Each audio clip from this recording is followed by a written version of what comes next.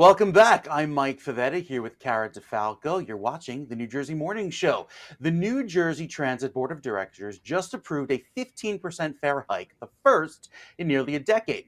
The approval comes after hearing an hour of testimony from the public and protests from outside the NJ Transit offices in Newark, including Hoboken Mayor Ravi Bala, who gave the board his personal cell phone to try and spark more conversation around the fare hikes. Please write that down. That's my personal cell phone number. I talked to my parents on this phone number today.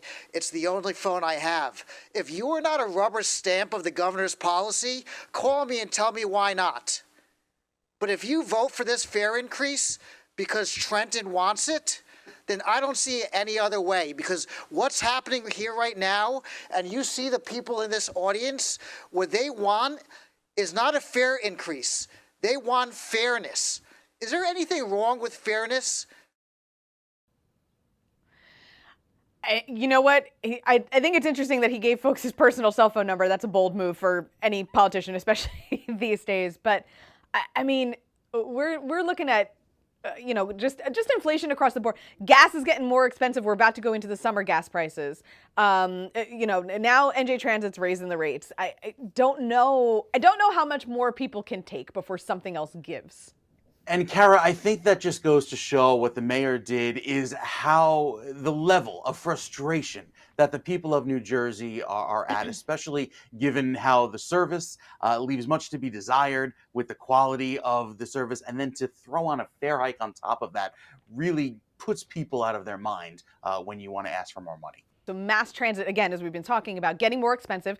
And as we just mentioned, so is driving. So despite the pushback, it looks like congestion pricing also officially coming to New York City, with New Jersey drivers bearing the brunt of it. So what will the new traffic pattern look like as we attempt to avoid the extra charge heading into the city? Joining us today with his take is David Deeharney, president and COO of artificial intelligence roadway technology company Ree-Core Systems. David, welcome.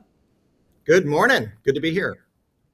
Thanks for joining us. So, David, what does this artificial intelligence roadway technology do, and how can it help?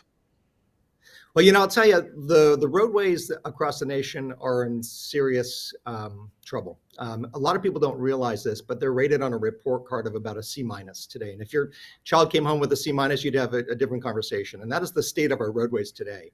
And the tools that are deployed today, they've really been out there since the 50s, 60s, and 70s. So they're kind of old technology. So what's new is that technology has really come to the forefront. AI is a flavor of technology that helps identify everything and anything that's interacting in, on, or around roadways. So AI really becomes a tool to help agencies do the job that they're supposed to do, which is manage our roadways. Now, do you think that traffic patterns are going to start changing once this congestion pricing is implemented? I mean, that's the purpose of it, so I imagine they will. But, what do you anticipate happening? I would say absolutely 100%. As a new long-term New Jersey resident who commutes from Essex County into the city, absolutely. And in fact, it's going to hit more of a lower income people, I think, harder, because that's oftentimes they're going to feel the brunt of it the most, and they're going to avoid the traffic. So while you might solve this area in downtown Manhattan and make it safer and smarter and greener, which is all good, but it's a ripple effect, and it will affect everybody that's coming into the city, which is a lot of us in New Jersey making that commute. And so it will change traffic patterns. You'll go GW Bridge, you won't go Lincoln, you won't go Holland, you won't go. It'll just change the neighborhoods, the traffic, the parking situation in and around that perimeter. We're just not equipped to do that in the existing roadways that, again, were built in the 50s and 60s. They just have not seen the kind of impact that they're going to see as a result of the congestion pricing.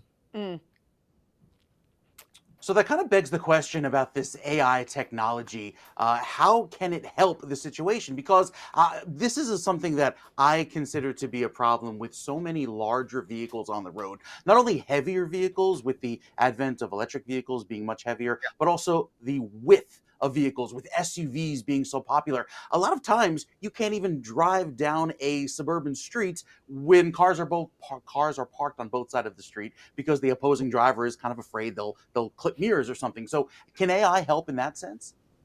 It really can, and it does today. I mean, our technology is deployed across the nation. So we see this every single day, where traffic management centers who are responsible for managing roadways and congestion and finding, when an incident happens, how do I remove that so we can get traffic going again? they're in a difficult position. They're leveraging old technology, and many times they're looking at screens of cameras, their live video feeds, and it takes a human being able to watch 100 screens to try to find out if something happened, and if something does, what do we do about it? And we try to reroute it, call the right agency. Maybe I need a tow truck to come out and move a car. Maybe I need an FSP driver, a freeway service provider, to go drag a deer off the highway, crazy things like that. Or maybe it's a 12-car pileup, God forbid. But those things happen every single day and they happen everywhere. And so your ability to know what's happening is really critical. What AI can do and does is be able to really take in a lot of information and find the needle in the haystack and say, look, there's your problem. So it doesn't require someone to sit there and monitor 100 screens to try to figure out what happened. It'll tell you, there's your problem. Here's what you can do about it. And so the AI element of it is not some scary thing. It's really about situational awareness. It's about understanding, not uncovering. It's about seeing and not voyeurism kind of idea, right? So yes, it does help, and it's already working today. Really fascinating stuff. So David, then what, we've talked about how our infrastructure was really designed at the start of automobiles and, really has not changed much since, those early days. What comes next when it comes to, we've got smart roadways, smart cars now that could potentially drive themselves, which kind of blows my mind a little bit. But, how do we begin as a society and as a community to start integrating this technology? Yeah, it's a very good question, Kara. And it's a common question. What do you do? Well, concrete, steel, and asphalt, they're not going to change. We need them. We ride on them. So that's not going to change. What's going to change is today there's about 1,000 or more sensors on a vehicle today, and they're infinitely smart. They're rolling data centers. They're rolling intelligence machines, and they're rolling on infrastructure that is, I would say, dumb. And so connecting the dots and leveling the playing field has to happen. How do you do that? There's no one sensor on a roadway that's going to solve everything. What's going to happen is that as cars are getting smarter, they become a connected vehicle. A connected vehicle can connect to infrastructure. And it's something that you're hearing more and more in the circles of transportation as V2X, or vehicle to anything connectivity. And the interaction, the speeds, the feeds, understanding if there's been a car wreck or hard braking or weather-related activities, it all can be actually understood through the lens of a connected vehicle. And enough connected vehicles out there, you have a pretty good understanding of everything that's moving there. But it's not just that. It's connected vehicles. It's Waze data or any of those crowd navigation systems that people have on their mobile phones that they use all the time. So it's your mobile data, how fast it's moving. If your mobile phone's traveling at 60 miles an hour, you're probably not walking, right? So you're able to get a good density picture of what's happening on roadways. And when something stops, you can move, you can react to it, and you can address the situation to get it moving again. So it's really a digital layer over top of the concrete, asphalt, and steel that's there. It's not a rip up and replace. You can't afford to do that. That's crazy expensive. It would create more havoc as you were doing that. So digital layer over top is the key, and that's what Ree-Core does. That's what we do to support our states. Fascinating stuff. David, thank you so much for joining us this morning. We really appreciate your time, your insight, your information. Very cool. Looking forward and how we're going to commute, how we're going to navigate amongst ourselves, amongst our roadways, and with this congestion pricing. So we appreciate your time this morning. Thank you. Yeah, good to be with you. Thank you so much. Mike, I think that congestion pricing thing, especially now post-pandemic when so many people get to work from home, I think that's going to blow up in a lot of New York business faces, because they're going to have a lot of people saying, I'm going to work from home today. I'm just not coming in. June will be a very interesting month when that goes into effect. Yes, it will. Yes, it will. Yeah, that'll be wild. So up next, why some lawmakers in Trenton want to limit the public's access to police body cam video. And why a group of Parkinson's patients were invited to Yankee Stadium.